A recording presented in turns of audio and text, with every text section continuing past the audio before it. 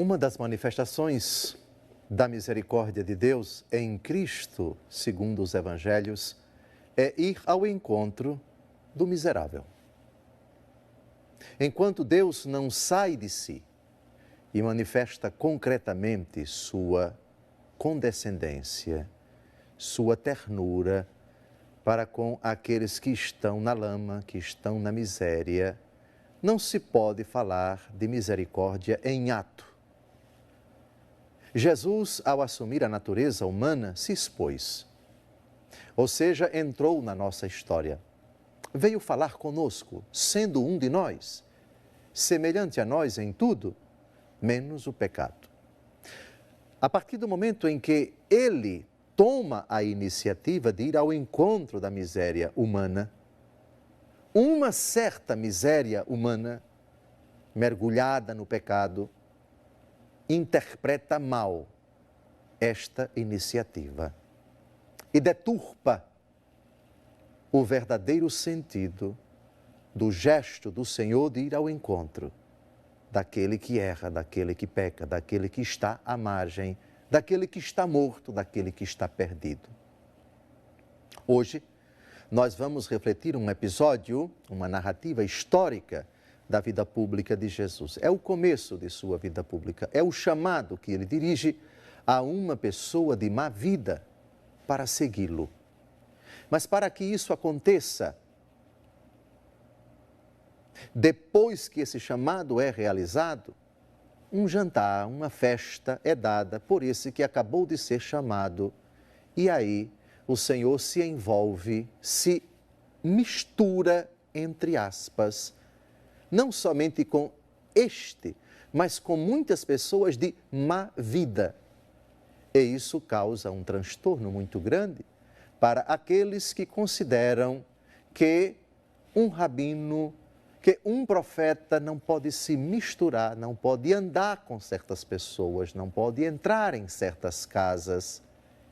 E tal deturpação vai acontecer ao longo da vida pública de nosso Senhor Jesus Cristo. Hoje vamos refletir sobre a vocação de Levi, filho de Alfeu, também chamado de Mateus, o futuro apóstolo e evangelista Mateus.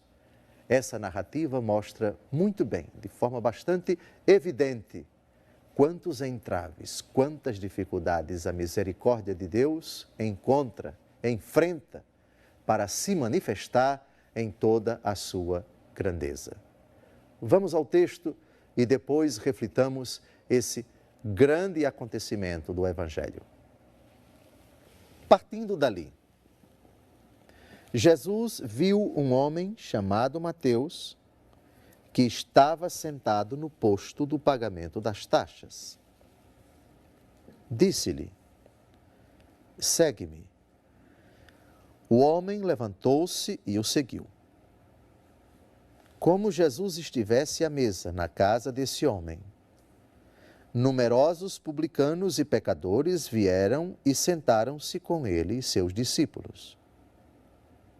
Vendo isso, os fariseus disseram aos discípulos: por que come vosso mestre com os publicanos e com os pecadores?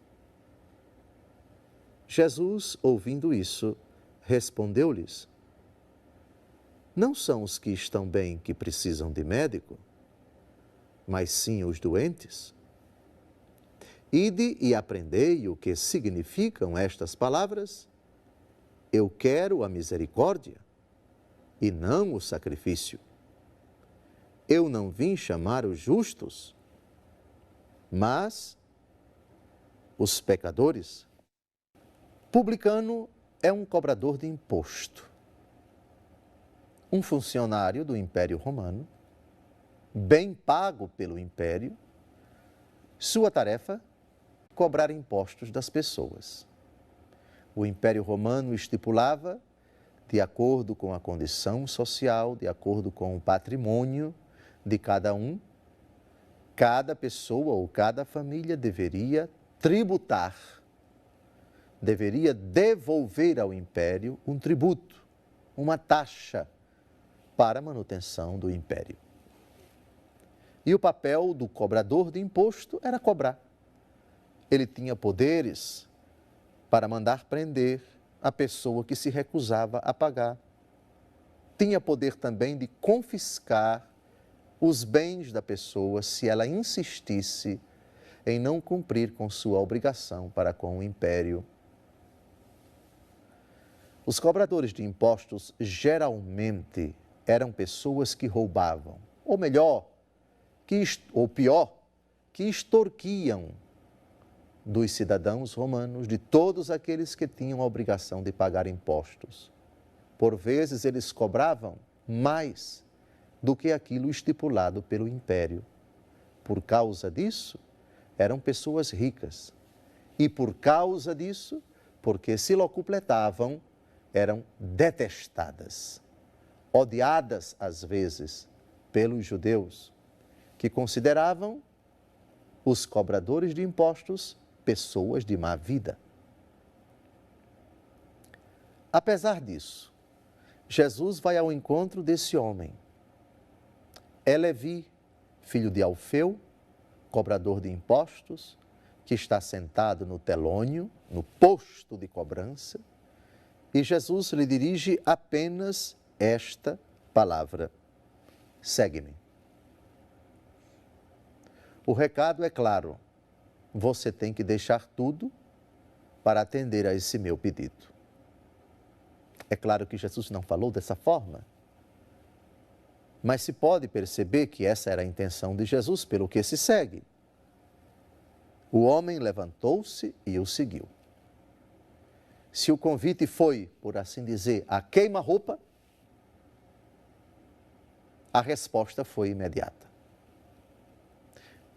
Os evangelhos, Mateus, Marcos e Lucas, que narram este episódio pela importância que ele ocupa nas narrativas de nosso Senhor Jesus Cristo, esse é um fato dos mais importantes, porque os 3 evangelhos sinóticos registram esse acontecimento. Mateus, Marcos e Lucas, estamos na versão de Mateus. Trata-se de algo paradigmático para todos nós. É uma lição a não ser esquecida. Segue-me. Se ele disse aos pescadores da Galileia, doravante eu farei vocês pescadores de homens, aqui, segue-me. A finalidade é a mesma. Se aos pescadores, se a Mateus, eu quero que vocês sejam meus apóstolos. Eu quero que vocês estejam comigo. E a conversão aconteceu. Os textos não falam, nem Mateus, nem Marcos, nem Lucas, o olhar de Jesus, a reação de Mateus. O fato é que tudo foi muito breve, muito simples, muito direto, e que Jesus obteve aquilo que ele desejava. Conseguiu para si mais um apóstolo. Tirado do mundo do pecado. Um pecador público, não importa. Jesus o quis. Os critérios que nosso Senhor Jesus Cristo utilizou para convocar os apóstolos são critérios dele, não critérios nossos. Em Marcos, capítulo 3, versículo 16, disse laconicamente, depois que Jesus passa a noite em oração, pedindo discernimento para escolher quem ele quer, o texto diz, e ele chamou os que ele quis para estarem consigo. Chamou os que ele quis. Mas por que Jesus quis que um pecador público integrasse o grupo dos 12? Resposta simples, porque ele quis. Porque Jesus quis Judas Iscariotes consigo, sabendo ele que é Deus, que Judas iria traí-lo? Resposta simples, porque ele quis. Mas por que São Pedro que haveria de negá-lo? Por que Filipe? Por que Bartolomeu? Por que João? Por que tantos outros? Resposta, meu bichinho, porque ele quis. É lapidar, é lacônica e ao mesmo tempo profunda e suficiente. Chamou os que ele quis. Mas alegre-se. Porque Jesus chamou Mateus pecador público. Porque se ele chamou Mateus apesar dos seus pecados, chamou a mim, que cometi tantos, que cometo tantos, chamou a você, que cometeu tantos e comete tantos. Na vocação de Mateus, alegre-se, porque assim como Jesus quis que Mateus estivesse consigo, Jesus quis que você estivesse com ele. Alegre-se, não por Mateus ter cometido pecado, mas alegre-se por Jesus Cristo, apesar de Mateus ter sido um pecador, Jesus o chamou. Apesar de, não é por ter cometido pecados, Mateus, que Jesus o chamou. É apesar de Mateus ser pecador, a misericórdia de Deus o chamou. Deus nos chama a todos. Deus quer, diz a 1 Timóteo, capítulo 2, versículo 4, que todos os homens se salvem e cheguem ao conhecimento da verdade. Depois do chamado, o texto não diz, mas pode-se inferir uma alegria incontida de Mateus. Agora, discípulo do Senhor, ele se sente, por assim dizer, entre aspas, obrigado a dar uma festa para nosso Senhor.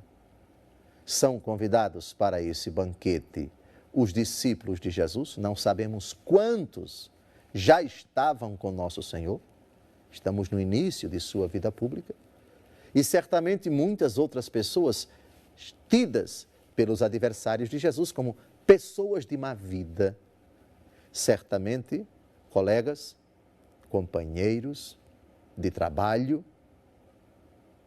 cobradores de impostos, amigos seus, colegas de atividade laborativa e outras pessoas desse círculo que para alguns eram pessoas de má vida. No próximo bloco, nós vamos comentar o resto do relato, precisamente o desdobramento da festa, a murmuração que alguns fazem e a resposta de Jesus. Alguns formulam perguntas aos discípulos de Jesus, mas Jesus não permite que os seus discípulos respondam. Ele mesmo se adianta e responde, e a resposta de Jesus para nós será de extrema importância. Até o próximo bloco. Olá, caríssimo telespectador da Rede Século XXI. Retomamos nesse segundo e último bloco a nossa reflexão sobre a parábola do joio. No ano da misericórdia, é um argumento importante para a nossa reflexão, essa parábola, porque ela trata, numa linguagem toda peculiar, a questão da presença do mal no mundo e como a misericórdia de Deus se imposta, se apresenta, se posiciona diante desse mal. Quem é o autor do mal? Como ele entrou na história? E qual a posição do Deus misericordioso diante do crescimento do mal, juntamente com o crescimento da obra de Deus? No bloco anterior, nós terminamos refletindo sobre a ação do inimigo. O homem tinha semeado boa semente em seu campo. Na hora em que os homens repousavam, veio o seu inimigo, semeou o joio no meio do trigo e partiu. Uma ação sorrateira de semear o joio. Semear a semente de uma planta daninha, que uma vez crescida vai causar prejuízo, vai dificultar, vai obstaculizar a planta que é o trigo. O trigo cresceu e deu fruto, mas apareceu também o joio. Reparem a desproporção. Cresceu e deu fruto. Isso se diz do trigo. Mas do joio, o obstáculo, o percalço, a obra do demônio apareceu. Apareceu no céu um grande sinal. uma mulher vestida de sol, coroada de estrelas, tendo a lua debaixo dos pés. Diz o Apocalipse capítulo 12, um sinal grandioso. Depois apareceu o dragão. Não se diz que é um sinal grandioso, mas apareceu. É uma realidade medonha, é o inimigo que não pode ser menosprezado, não se pode ignorar, não se pode subestimar sua presença e sua ação no mundo. Mas há uma desproporção. Trigo cresceu e deu fruto. Joio apareceu. É mais modesto. Porém, inimizade entre ti e a mulher. Ela esmagará a tua cabeça e tu lhe ferirás o calcanhar. Esmagar a cabeça, proporcionalmente, é muito mais do que ferir o calcanhar. A ferida não é mortal, a mulher não vai morrer. Mas se você pisa a cabeça da serpente, ela morre. Desproporção. Sim, o mal está presente no mundo, mas não é proporcionalmente forte, poderoso, glamouroso, como a graça de Deus. O trigo cresceu e deu fruto, mas o joio apareceu. Os servidores do pai de família, nós somos os servidores do pai de família. Vieram e disseram-lhe: Senhor, não semeaste bom trigo em teu campo? De onde vem, pois, o joio? Uma pergunta existencial que nos toca a todos. Em um determinado momento da nossa vida, contemplando o mal, ou sendo vítima dele. É perfeitamente previsível que façamos essas perguntas existenciais. Por que o mal no mundo? Por que tanta maldade? Por que tanta injustiça? Por que tanta gente ruim? Por que tantos crimes? Por que tantas violações dos direitos humanos? Por que tanto orgulho? Por que tanto apego aos bens materiais? A parábola se preocupa em inserir um elemento que é muito próprio da natureza humana, a reflexão legítima. As interrogações que nós fazemos por causa do mistério do mal. A resposta do pai de família, ela é sóbria, mas é suficiente. Foi um inimigo que fez isto. O mal moral entra no mundo de uma forma bem precisa e Deus não tem nada a ver com isso. A mulher e o homem, seduzidos pela serpente, desobedecem a Deus. E dessa decisão crucial, original, entram no mundo muitos outros pecados. E a pior das consequências dele, a morte. Foi um inimigo que fez isto. Eu penso que todo católico, que todo cristão deve sublinhar, destacar na sua Bíblia essa afirmação da parábola do joio e do trigo. Foi um inimigo. Não foi Deus o autor do pecado. Não foi Deus quem introduziu no mundo a desordem. Não foi Deus o causador de nenhum mal para os homens. Deus não é o autor do pecado, nem de suas consequências, nem do sofrimento dos homens, nem da morte. Foi um inimigo que fez isto. O demônio é inimigo do gênero humano. Pergunta: queres que vamos e o arranquemos? Até certo ponto, essa pergunta é compreensível, porque o homem não satisfeito com a injustiça, com aquilo que o oprime, por vezes deseja fazer justiça com suas próprias mãos. Às vezes passa pelo coração do homem, em certas situações, a vontade, o desejo de ele mesmo resolver com suas próprias mãos determinados problemas.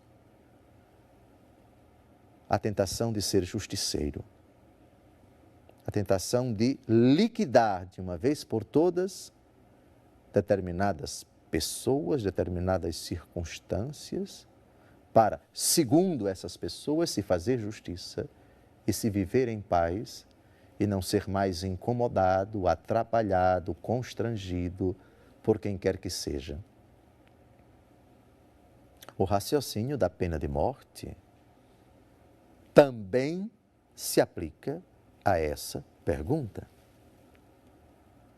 Queres que vamos e o arranquemos? O Senhor nos autoriza a resolvermos a situação? Porque nós mesmos podemos, com determinadas atitudes, a gente liquida a situação, a gente resolve o problema. Uma tentação que é apresentada ao pai de família. A resposta de Deus Todo-Poderoso: não. Arrancando o joio, arriscais a tirar também o trigo. Então agora uma pergunta, mas o que é joio e o que é trigo? Podemos dividir a humanidade em duas categorias? Fulano é joio, cicrano é trigo, beltrano é joio e aquele outro é trigo. Vocês são do bem e esses daqui são do mal? Não. Joio e trigo, na verdade, são duas possibilidades que residem dentro do coração de cada um de nós. Lembram do começo da explicação da parábola? O inimigo semeou o joio no meio do trigo.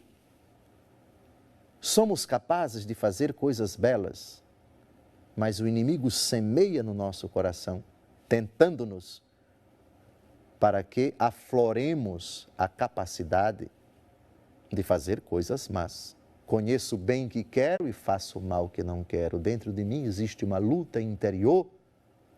Quem me libertará deste corpo de morte, diz o apóstolo Paulo na carta aos Romanos, capítulo 7. Joio e trigo dentro do nosso coração. Se Cristo semeia a palavra na nossa alma, o demônio também semeia aquilo que é o obstáculo a essa palavra, o antônimo, o contrário a esta palavra, os contravalores, a inclinação, a concupiscência para o pecado, o desejo de fazer o contrário daquilo que Deus quer na nossa vida. Deixai-os crescer juntos até a colheita. No tempo da colheita, direi aos ceifadores: arrancai primeiro o joio e atai-o em feixes para o queimar, recolhei depois o trigo no meu celeiro. Colheita, o fim da nossa vida pessoal, e colheita, o fim da história da humanidade toda. Para o fim da nossa existência pessoal, juízo particular, onde cada um de nós se apresentará diante de Deus. Juízo final, toda a humanidade se reunirá diante do Senhor para o julgamento final, narrado em Mateus capítulo 25. Ou seja, se vocês tentassem arrancar, vocês arrancariam o joio com o trigo, porque eles estão misturados. Tirar a vida de um ser humano, porque ele cometeu um crime, pode parecer uma solução satisfatória, mas aí você excluiria a possibilidade de tal pessoa se arrepender, de se tornar uma pessoa convertida que poderia dar um grande testemunho, um grande contributo para a igreja, para a salvação das almas. São Paulo foi colaborador direto do assassinato de Estevão. Pena de morte para ele, deixai-o. E ele se converteu e se tornou o apóstolo das nações. Moisés matou um hebreu, matou um egípcio. Pena de morte para ele, deixai-o. Depois o Senhor a ele se dirigiu e ele se converteu e se tornou o grande patriarca que conduziu o povo do cativeiro do Egito para a terra prometida. Joio e trigo, um semeado no meio do outro, ambos crescem. O Senhor não quer extirpar o joio tirando do meio do trigo. Os dois estão crescendo. Duas possibilidades. Somos convertidos, tentados a sucumbir e a nos tornarmos joio. Mas também aquele que é joio tem a possibilidade de se converter como o ladrão na cruz. Lembra-te de mim, Jesus, quando estiveres no teu reino. Esse joio, no fim da vida, teve a graça, a dádiva de se tornar trigo para Cristo. Hoje estarás comigo no paraíso. Deixai-os crescer até a colheita. Amém.